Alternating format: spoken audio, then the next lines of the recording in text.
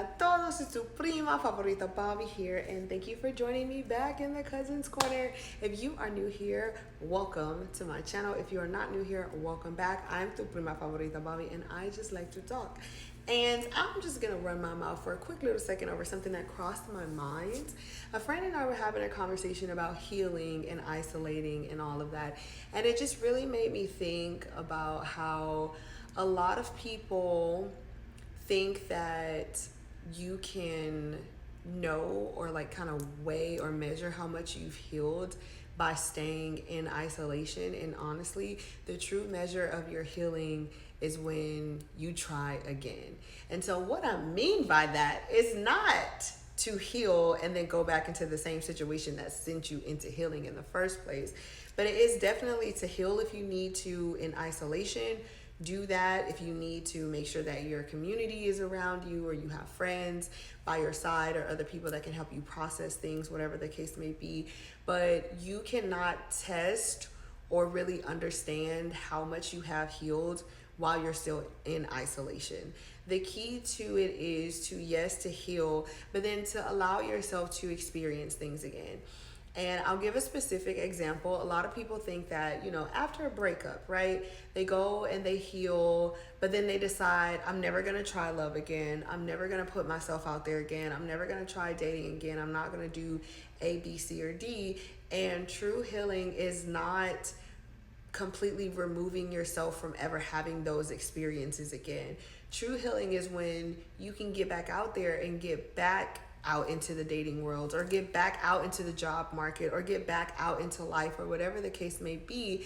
And when those things, those situations or people or relationships or whatever it is come and try to test you again, because you've healed, you now have a better way of dealing with it, a better way of standing firm in your boundaries, a better way of not allowing yourself to be taken advantage of again, or to be hurt again, or whatever the case may be. And so that's what I mean by when you are in isolation, or when you take yourself just fully out of the game and you just decide that you're just never going to try again, you will never know how much you've fully healed. You basically are running from it. And it's like, why do all this work if you're just gonna run from it, And again, that's not to say like go and get your heart broken again if you've had to heal from that, but that is to say allow yourself the opportunity to fall in love again. Allow yourself, it's almost like saying allow yourself the opportunity to be hurt again, but it's allowing yourself that experience again. Don't rob yourself of those experiences because it hurt you so badly in the first time. Of course, you want to make sure that you're not just jumping back into it right away. You want to make sure that you've taken the time to properly heal and to properly really think about things before you put yourself back out there, or throw yourself, back out there and try again. But you don't want to not give yourself the opportunity to try again. And I feel like a lot of people think like, I'm healed, I'm good, like everything's great. But it's like, yeah, because you're not being tested. Like your patience has not been tested. So how do you really know? It's kind of like when athletes train to be better at their sport.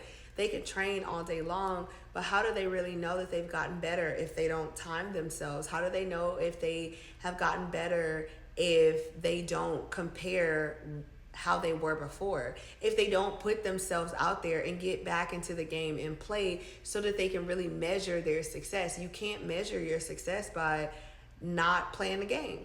And I don't want to compare like dating or anything like that to a game. I mean, you can, but that's another conversation for another time.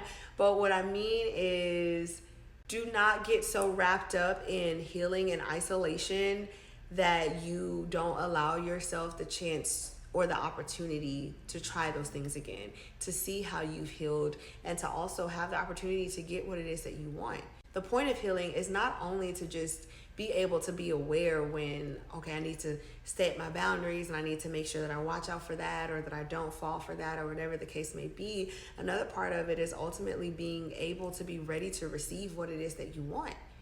And that is one of the biggest reasons why you do heal. Like, that is one of the biggest benefits of healing. But you'll never know that if you don't give yourself the chance or the opportunity to have that, to try again. And sometimes it does mean that maybe you will get your heart broken again. Maybe you will have pitfalls again. You won't be perfect. Maybe you will make mistakes, but you'll continue to learn and you'll continue to get closer and closer to what it is that you really want.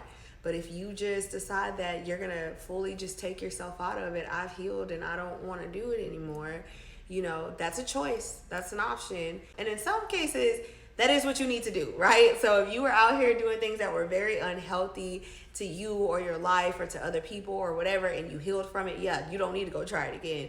But also, it's not like you're gonna be like, oh, I'm gonna lock myself in the house forever and never have interactions with other people. No, how do you know that you heal from your anger issues?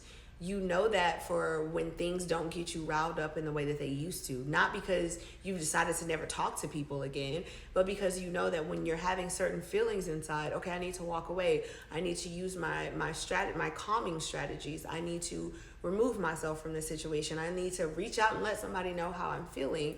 Same thing with anything else that you are healing through or healing from.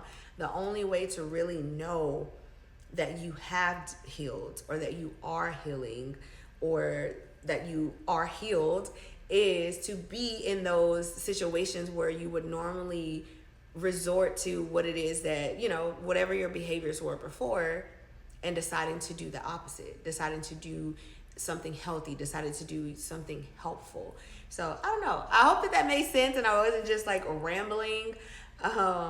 But that is something that was just really on my heart. It's like there comes a time within healing where it's like, okay, it's time to put myself back out there, because otherwise, how will I really know that all the work that I've just done really works? And I do understand that it can be scary. It can be very scary. I'll tell you, just to get a little personal, that last year and even earlier this year was a really big transition time for me.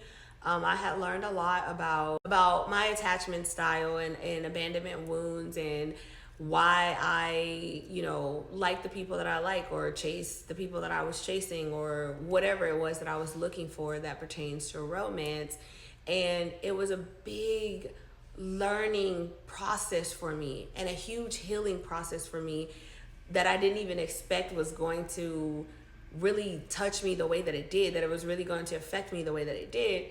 And I could have easily just said, okay, I've done all of that and I'm tired. I'm not even going to put myself back out there. I'm not going to date. I'm not going to allow myself the chance to have feelings for another person or whatever the case may be.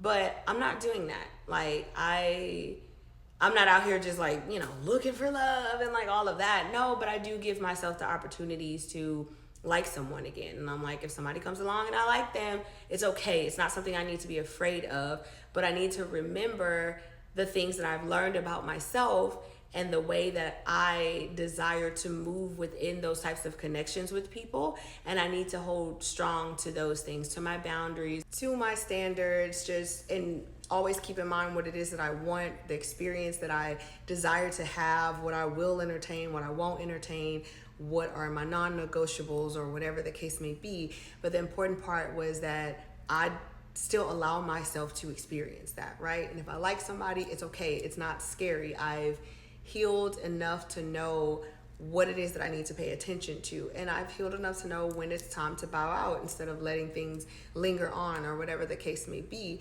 So it's not necessarily about me being like, I'm gonna get out there and get hurt again, but it's like, I'm going to allow myself to have the experiences that I want.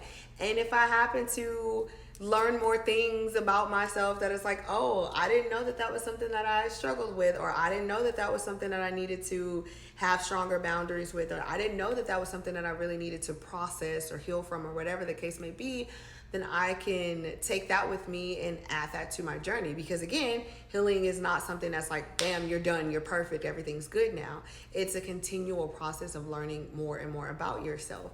And it's a journey, and it's actually fun, even though it can be draining, and sometimes it can just be like, woo, girl, we got a lot of work to do. But it's also a really good way to know yourself, and you'll never know how much you really healed if you don't allow yourself the opportunity to test it out.